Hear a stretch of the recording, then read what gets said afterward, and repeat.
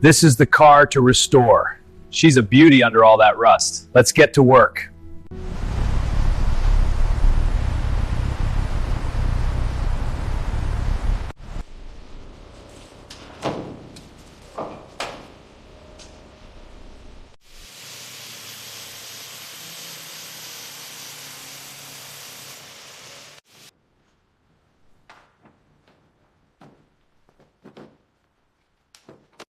Check the timing chain.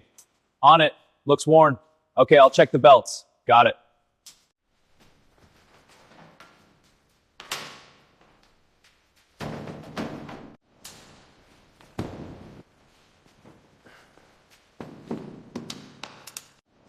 Let's see if these journals are in spec. No visible scoring, that's good. Clean this up.